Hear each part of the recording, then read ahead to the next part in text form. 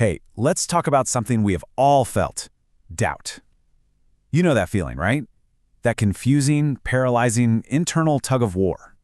But what if we've been looking at it all wrong?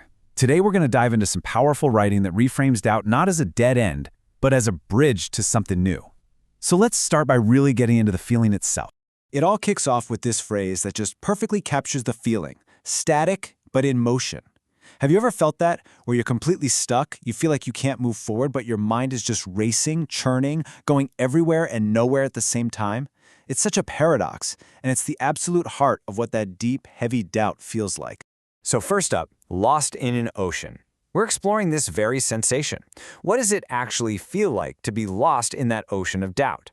Well, the source material paints this really vivid picture of being adrift, totally disoriented and just pulled in a million different directions by your own thoughts. And you can see that internal conflict right here. Look at these two opposing forces. On one hand, you have this feeling that you should be present, that you need to engage with whatever's happening.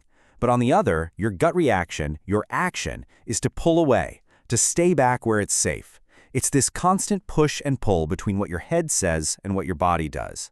And that feeling of paralysis just keeps going. Look at this. You've got this deep desire for change, this real pull to move forward and evolve. But at the exact same time, there's this incredible inertia that's holding you back, telling you to just stay behind where things are familiar.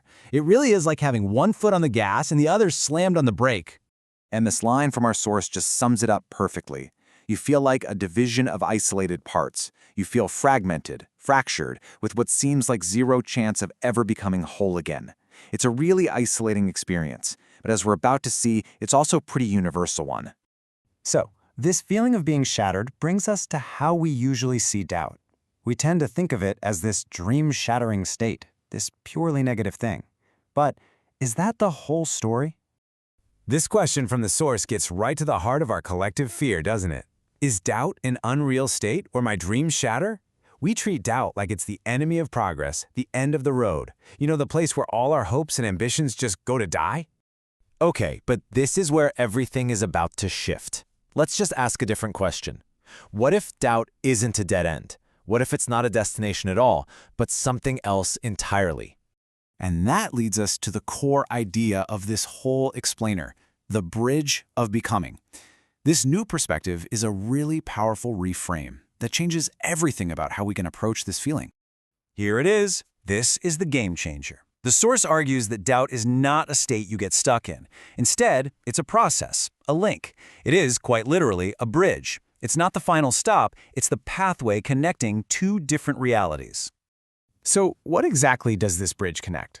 Well, on one side, you've got escaping, avoiding the hard stuff, staying in that stagnant but familiar place. And on the other side, reality, facing things head-on, engaging with life as it actually is.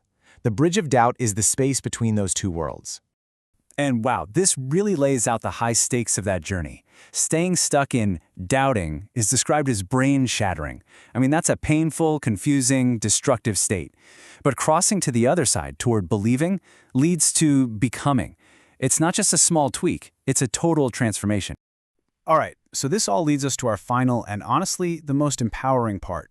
The choice is yours, crossing the bridge. Because this isn't a process that just happens to you. No, you are an active participant here. And this right here, this is the most important takeaway. The choice is yours. It is not a passive experience. You are the one who decides whether to stay stuck in that confusing fog or to take that first step and start walking across the bridge. You hold all the power.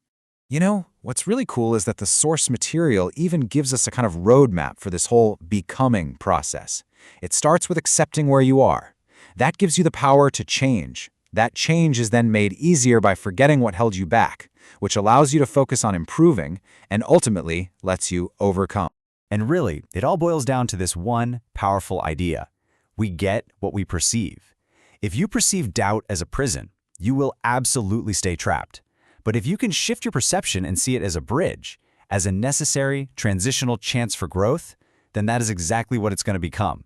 Your perception literally shapes your reality. So that leaves us with this one final thought. If doubt truly is the bridge between who you are right now and who you could become, then the only question left to ask yourself is, where will you choose to go?